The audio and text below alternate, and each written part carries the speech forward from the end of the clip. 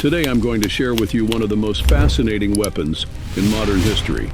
It's compact, it's powerful, and it's had a notable impact on military and law enforcement operations across more than 50 nations worldwide.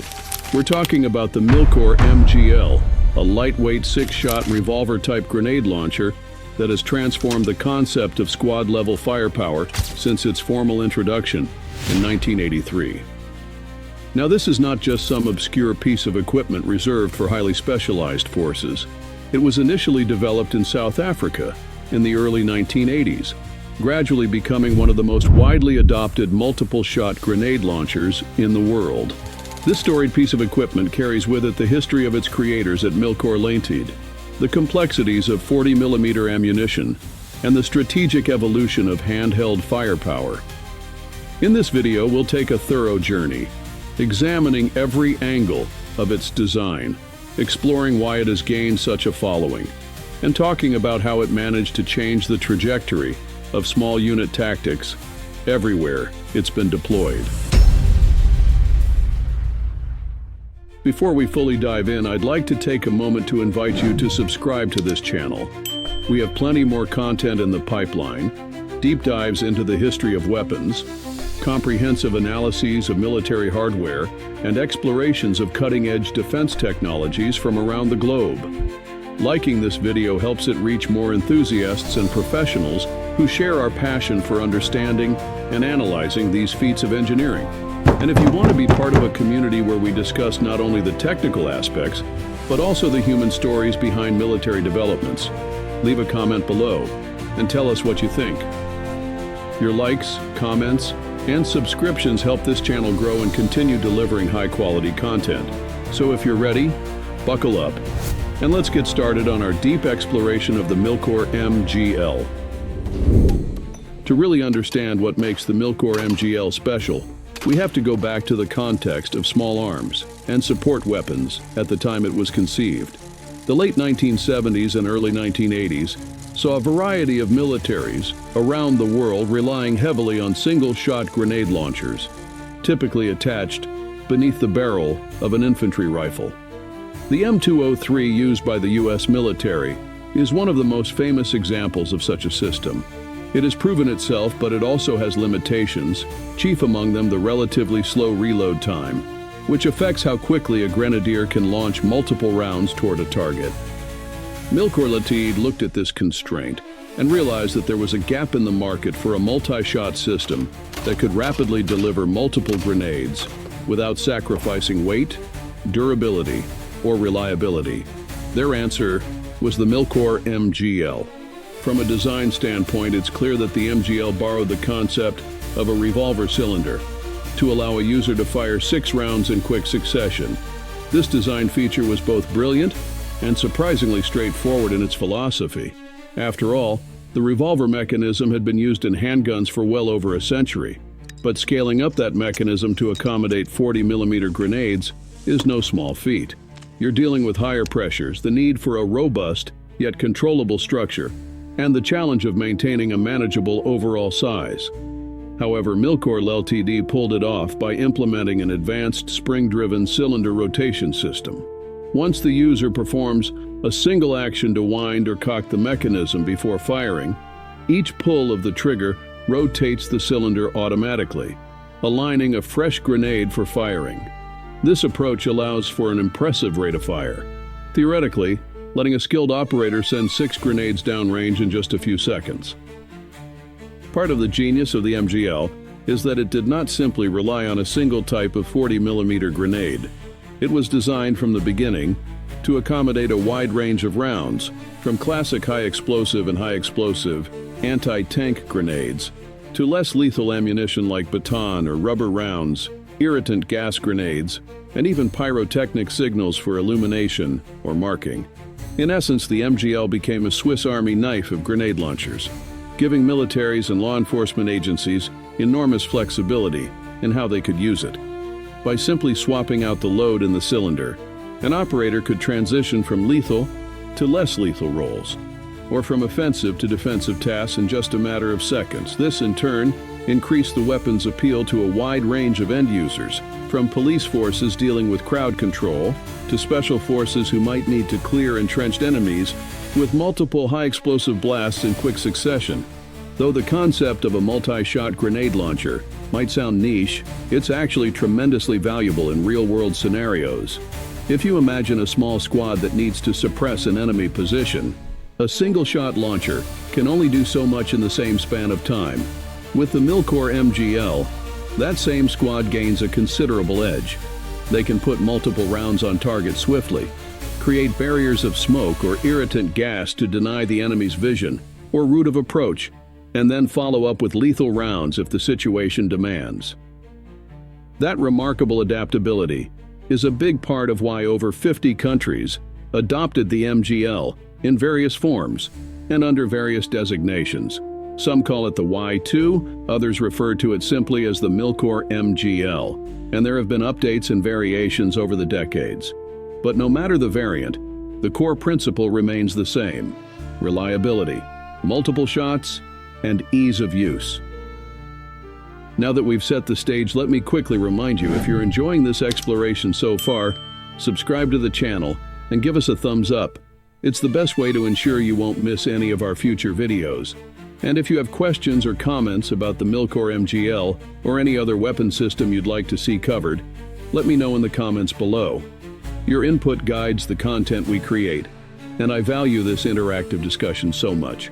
Now, let's look deeper into the MGL's developmental history and its journey from a prototype to an internationally respected tool of warfare and law enforcement. When Milkor Limited first demonstrated the concept of a six-shot launcher to the South African Defence Force in 1981, it wasn't just a casual demonstration. By then, the South African defense community was engaged in a variety of regional conflicts and had a vested interest in tools that could maximize the effectiveness of smaller squads. The rifle grenade and single-shot under-barrel launcher concepts were well understood, but they also came with notable limitations in terms of sustained fire. So when Milkor showed that they could fit 6 40mm grenades in a compact, manageable launcher, eyebrows were raised and interest sparked. By 1983, the MGL had been officially accepted into service with the South African Defence Force under the designation Y2, marking its baptism of fire and opening the door to future exports. The operational experience gathered by the South African troops helped refine the system. End users provided feedback on balance, weight distribution, sighting options, and the ergonomics of reloading the cylinder. Milkor kept iterating on the design, ensuring the final product was not just revolutionary in concept, but also rugged and field-ready. That sense of continuous improvement is part of Milkor's DNA. They have a track record of listening to end users and incorporating changes to bolster the weapon's effectiveness and reliability. This collaborative process paid off handsomely, as it wasn't long before other nations and organizations around the world took notice. Over time, the MGL found its way into the hands of special operation forces, marine units, and even certain specialized police departments who saw the advantage of a multi-shot launcher for riot control and other forms of civil disturbance management. Between 1983 and the present day, Milkor has produced more than 50,000 of these launchers. That's a massive number for a specialized weapon system, especially one that could easily have been overlooked in favor of more conventional single-shot devices. And it's a testament to the MGL's robust design and practical effectiveness in the field. In conflict zones, the MGL has shown itself to be a game-changer in short to mid-range engagements, providing consistent, reliable firepower without requiring the operator to fumble for separate reloads after each shot. This advantage is especially significant in fast-moving firefights where seconds count. If you can rain down multiple HE or heat rounds before the enemy has time to relocate or respond, you have a substantial tactical advantage, and that advantage can often mean the difference between mission success and failure. The technology behind the MGL is deceptively simple. As mentioned, it uses a revolver principle, a spring-loaded cylinder that rotates every time the weapon is fired. You wind that spring mechanism before you start firing, and each trigger pull automatically aligns the next chamber with the barrel. In addition, the MGL typically features a double-action trigger system. This means the trigger pull itself can cock the firing pin, if not already cocked, although the recommended usage pattern often involves manually cocking the weapon to reduce trigger pull weight and enhance accuracy. One of the reasons Milkor stuck to such a simple mechanical system is because simple mechanisms are usually more reliable in the dirty, muddy, sandy, and otherwise harsh conditions that soldiers often find themselves in. The fewer parts that can break or malfunction in a critical situation, the better. Accuracy is another key attribute that can't be overlooked. While grenade launchers are often seen purely as area of effect tools, shot placement still matters, especially if you're dealing with high explosive or less lethal rounds, where you want precise control over where that projectile lands. The MGL is generally equipped with adjustable sights, sometimes iron sights, other times more sophisticated reflex or red dot sights, depending on the user's preference and the mission requirements. This helps achieve effective hits on targets out to around 375 meters for high explosive rounds, though the exact range can vary based on the ammunition type and specific model. In real-world combat, engagement distances for grenade launchers often fall within 50 to 200 meters, so the MGL is well within its element for most typical scenarios. The launcher itself weighs around 5 to 6 kilograms depending on the model and attachments. While that might sound a bit heavy for a sidearm, it's actually quite manageable for a 40mm multi-shot grenade launcher. By distributing the weight with a sturdy but ergonomic stock and a well-thought-out grip, Milkor made sure that an operator could handle the recoil of multiple shots without too much difficulty. Recoil management is crucial in a weapon of this nature, as firing 6 HE rounds in quick succession can produce a considerable cumulative effect on the shooter's shoulder and arms. The MGL design mitigates this by incorporating a robust recoil buffer in the stock and making sure the weapon's overall geometry directs recoil straight back rather than in unpredictable directions. Now let's dive deeper into the variety of ammunition types that can be fired from the MGL.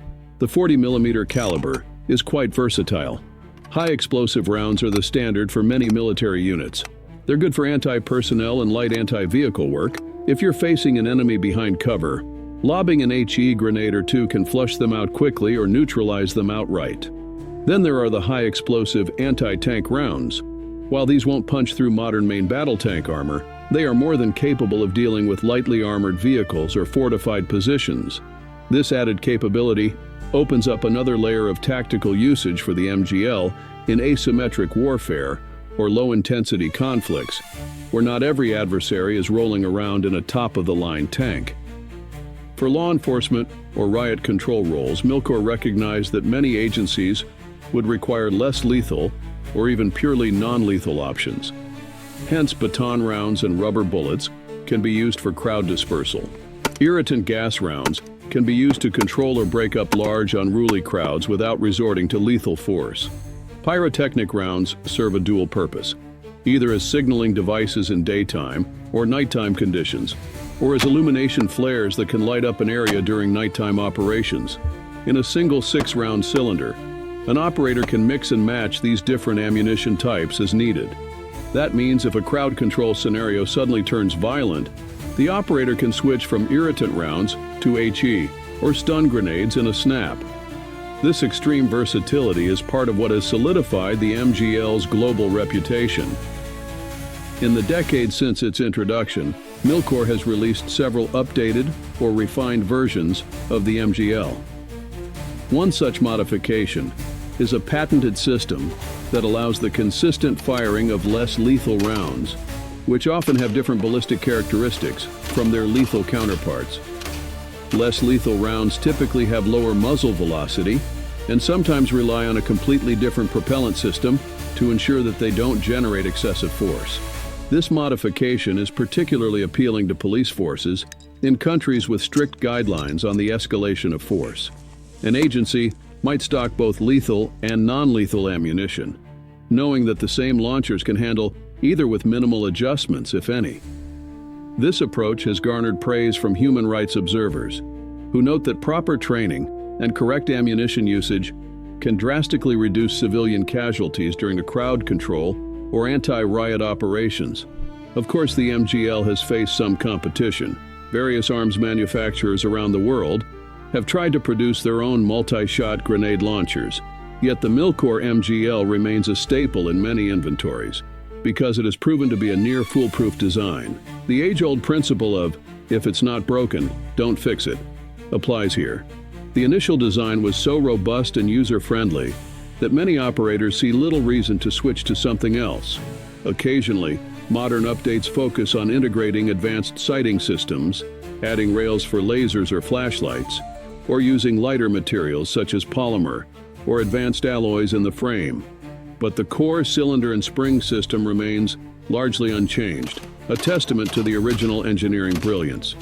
The presence of the MGL in over 50 countries means it has appeared in conflicts on almost every continent, from peacekeeping missions to counterinsurgency operations, from specialized law enforcement tasks to high-profile special operations raids. The MGL's reliability and capacity for quick, sustained fire has made it a weapon of choice.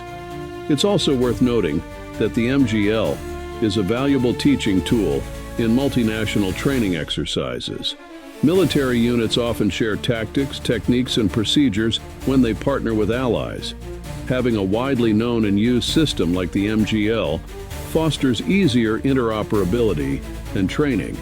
One interesting point is how the MGL has also sparked innovation in 40mm ammunition. Because multiple rapid shots became possible, munitions designers started thinking of ways to enhance the capabilities of the rounds themselves, whether through extended range, reduced weight, or specialized payloads. For instance, advanced airburst grenades and programmable fuses are being explored to maximize the damage to targets hiding behind cover. The MGL's ability to deliver these specialized rounds in quick succession only heightens the potential tactical gains. This synergy between launcher design and ammunition technology is a perfect example of how one development in military hardware can trigger improvements across an entire category of weapons and munitions. In terms of training, operating an MGL is both similar to and different from using a single-shot underbarrel launcher. The fundamentals of aiming and adjusting for arc trajectories remain the same. However, the operator must also familiarize themselves with loading, winding the spring mechanism, and ensuring the cylinder aligns properly. Misfires can happen if the cylinder isn't locked into place or if a particular round fails to detonate. Nonetheless, the system's overall reliability record is high. Proper maintenance, like keeping the cylinder chambers clean, lubricating key components, and checking the firing pin condition, is relatively straightforward. Milkor's user manuals often emphasize regular inspection of the spring tension and the pawl that indexes the cylinder. But once an operator is used to the routine, it becomes second nature. Another critical factor is how the MGL changes squad dynamics. In many militaries, a grenadier might carry an M203 or similar single-shot system attached to their rifle. But with an MGL, that grenadier might carry a separate dedicated launcher in addition to a sidearm or a compact personal defense weapon. This means that the role of grenadier is no longer an afterthought or a secondary function. It's a main function that can dramatically shift the squad's firepower distribution. In some doctrines, the MGL is used almost like a specialized suppression tool, providing a barrage of grenades to keep enemy heads down while riflemen maneuver. In other doctrines, it might be used more selectively, delivering well-aimed, high-value shots to clear bunkers, windows, or small alleyways. The variety of approaches to employing the MGL reflects the diversity of tactical environments around the world. Now let's talk about some of the curiosities and anecdotes surrounding this weapon. One interesting story is how during testing, some operators tried to push the bounds of how quickly they could empty the cylinder. Firing all 6 rounds in rapid succession can be a breathtaking display of force, albeit at the cost of accuracy, due to muzzle rise and the intense recoil forces. Another curiosity is that in some specialized units there's a tradition of carrying different colored grenades in the cylinder so that the grenadier can visually identify which round is next in the rotation. These small details highlight the user-centric design behind the MGL, where operators have the flexibility to adapt the system to their specific needs and standard operating procedures. Looking at the big picture, the impact of the MGL cannot be understated. Before its advent, the idea of having 6 grenades ready to go at a moment's notice without reloading was almost revolutionary at the squad level. It changed how some militaries approached their tactics and loadouts, influencing not just the immediate firepower of a single soldier, but also how entire units plan their engagements. When you can deliver multiple explosive or less lethal rounds rapidly, your capacity to shape the battlefield is multiplied. It effectively gave small squads the ability to project force that previously might have required crew-served weapons or multiple rifle grenade launchers working in concert. In more modern contexts, especially in urban combat scenarios like those encountered in counter-terrorism or anti-insurgency operations, having the capacity for multi-shot grenade launching can be crucial. Buildings, tight alleyways, and fortified structures can harbor threats that are resistant to rifle fire alone. However, a well-aimed set of explosive grenades can break up or eliminate those threats, allowing a squad to advance. Or, in a riot control situation, launching multiple tear gas canisters quickly can disperse a crowd more effectively than a single-shot approach, preventing escalation of violence.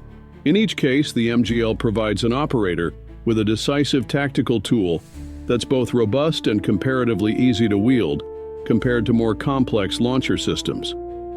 Critics of the MGL might argue that it's an overkill in certain law enforcement contexts, or that it requires more specialized training than single-shot launchers.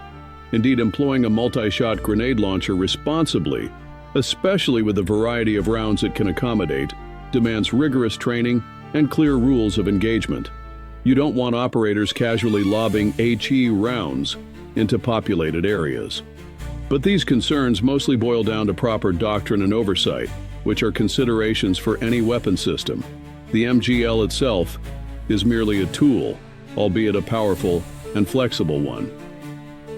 Today, Milkor remains one of the top names in 40mm launcher technology. They've expanded their portfolio to include other variants and related accessories, but the MGL remains their flagship product. Some of their newer models might boast improved ergonomics, integrated rails, and advanced sighting solutions, but the heart of the weapon is still that tried-and-true revolver mechanism.